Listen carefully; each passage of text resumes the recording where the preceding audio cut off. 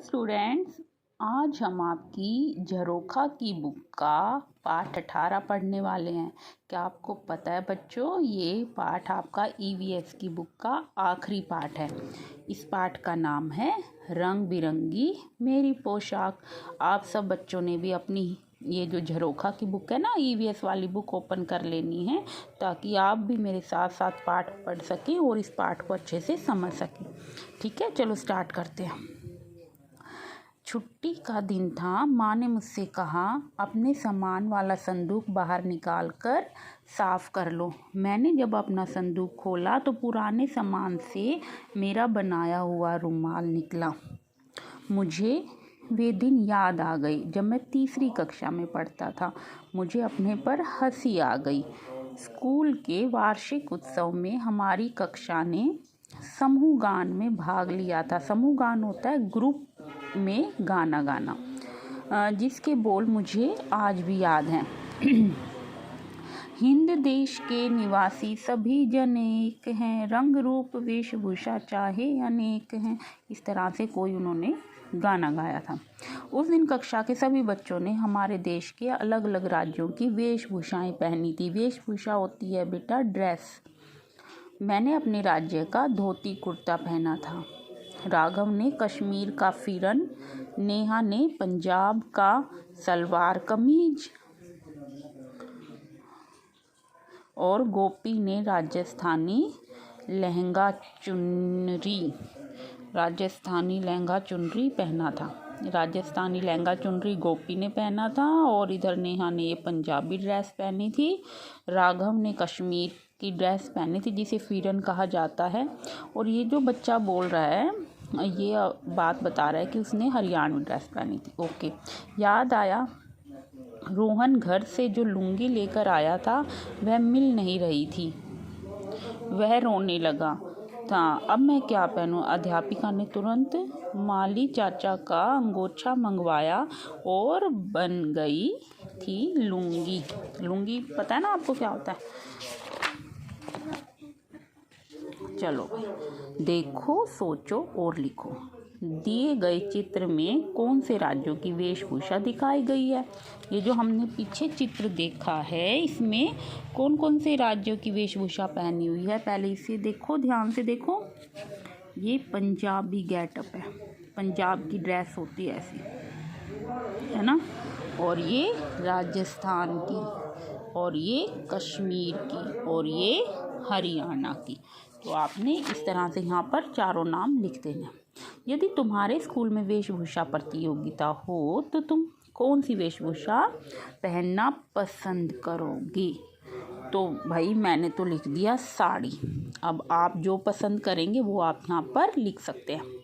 तुम्हारे राज्य में कौन सी वेशभूषा पहनी जाती है?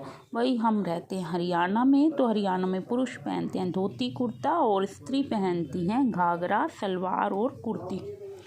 घाघरा भी पहन सकती हैं, घाघरा कुर्ती पहन सकती हैं और सलवार कुर्ती भी पहनती हैं। लुंगी बनाने के लिए अंगोछे के अतिरिक्त मीन्स कि इसके अलावा और कौन से कपड़े इस्तेमाल में लाए जा सकते हैं? बताओ बच्चों। तो धोती और शाल ऐसी चीज़ है, यहाँ पर शॉल कर दो ऐसे। धोती और शॉल जो आप लुंगी बनाने के लिए यूज़ कर सकते हैं। पहचानो और नाम लिखो। दिए गए चित्रों में पोशाकों को पहचान कर उनके नीचे उनके नाम लिखने। पहला क्या है? ये धोती, ये पैंट, ये साड़ी। इस तरह से आपने नाम लिख देने हैं। आगे पढ़ो। ये क्या दिखा रखा है? शॉल। ये क्या है बच्चों? देखो इसको, ये होता है मफलर। और इसमें क्या दिखा रखा है? कमीज। और ये फ्रॉक। इधर हमारा ये ऊपर पगड़ी भी रह गया था। इस तरह से आपने इन पोशाकों को पहचानते हुए नीचे इनके नाम लिख देने हैं, जैसे मैंने लिखकर आपको दिखा रखे। अब आगे आते हैं। जैसा मौसम वैसे कपड़े। वह दिन मैं कैसे भूल सकता हूँ। समारोह खत्म होते होते जोरदार बारिश होने लगी थी। पंडाल भीग गया था, सड़कों पर पानी भर गया था। घर जाता तो कैसे? बस बरसाती न बरसाती थी न छाता। मैं घर पहुंचा तो देखा मेरी माँ गुलगुले बना रही थी। अरे वाह, गुलगुले! मैं अपनी प्लेट में गुलगुले लेकर टीवी देखने लगा। समाचारों में दिखा रहे थे कि पहाड़ों पर बर्फबारी और बारिश हुई थी। वहाँ पर लोग मोटी जैकेट, दस्ताने, बूट, टोपी, मोटे चश्मे पहने हुए थे।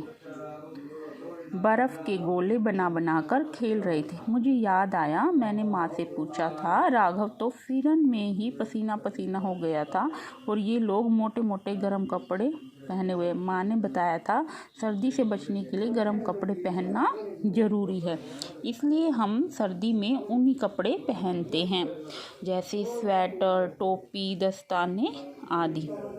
माँ ने मुझे गर्मी के मौसम और उसमें पहने जाने वाले कपड़ों के बारे में भी बताया। देखो बच्चों, जब भी ठंड आती है तो अगर हम सूती कपड़ा पहनेंगे तो सूती कपड़े में हमें और ज़्यादा ठंड लगेगी।